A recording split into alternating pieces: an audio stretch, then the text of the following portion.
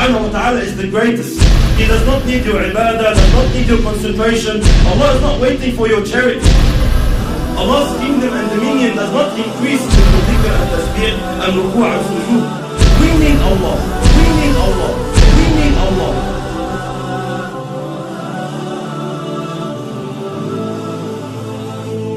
The issue of salat, the problem that we are facing with salat is that salat has to do with spirituality. It has to do with feelings that come through your heart and thoughts that come through your mind. A successful Muslim, like Allah subhanahu wa ta'ala says, قَدْ أَفْلَحَ الْمُؤْمِنُونَ الَّذِينَ هُمْ فِي صَلَاتِهِمْ خَاشِعُونَ. Verily the believers are successful, they are the ones who have khushu' in their salat. They pray properly, they stand before Allah subhanahu wa ta'ala properly. A crucial step, a crucial cornerstone in achieving this target is to know who you're standing in front of. Who are you speaking to? Which words are you reading? These feelings, this set of feelings, they have to come through your heart, and the more they take you on, the more they are in your heart, the better your salat is. And the weaker these thoughts and feelings come to your heart, the weaker your prayer is. Most of us, my brothers and sisters, when we stand in our salat, we are daydreaming. That's the honest truth. 90% of us, we're daydreaming in our salat. We're not even thinking of what we are supposed to think about. The thought of thinking of something doesn't exist. Why? Because the intention is not there, the strength is not there, the understanding is not there. This is why briefly, inshallah, what feelings, what emotions must come through our hearts standing before Allah subhanahu wa ta'ala? How can we assist? How can we basically amplify these feelings? Number one, knowing who Allah subhanahu wa ta'ala is.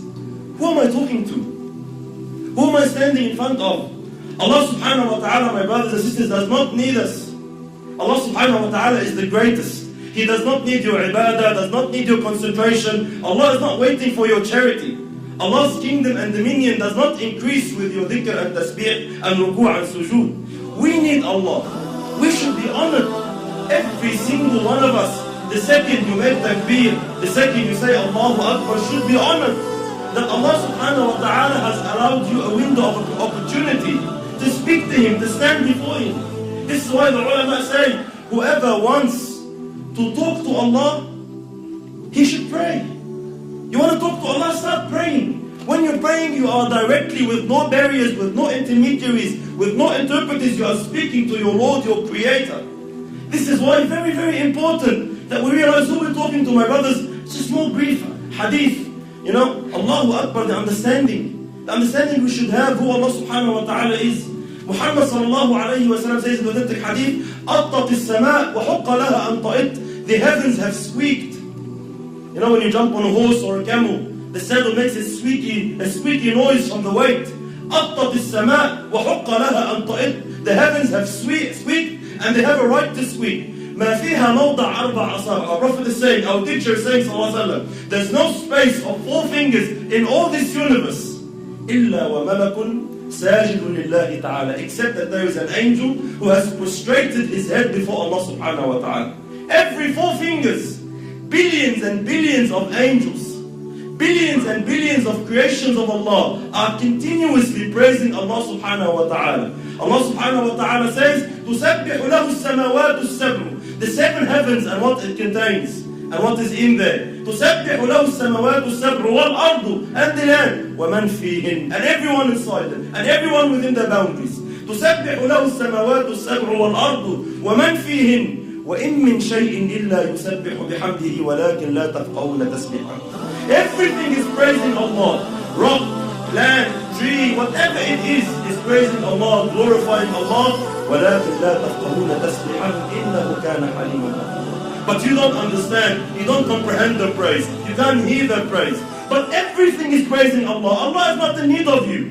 Allah is not in need of you standing, feeling obliged like most of us. Why do we pray? Majority of us, my brothers, we pray to offload the obligation. Alhamdulillah, I finished my salat.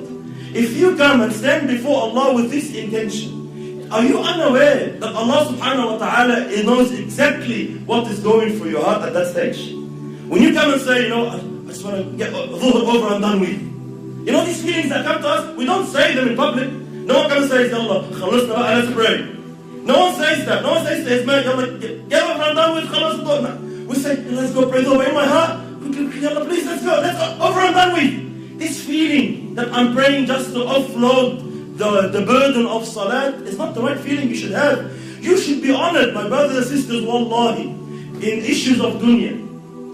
When we deal in our dunya here, with human beings like us, wallahi, subhanallah, if you stand in front of someone you're afraid of, like a judge in court, or a bully of some sort in Auburn, or a president, a prime minister, an ASIO agent, wherever you stand in front of, what happens to you naturally, without no motivation, without no one to have to give you a 7-step course on how to fear him?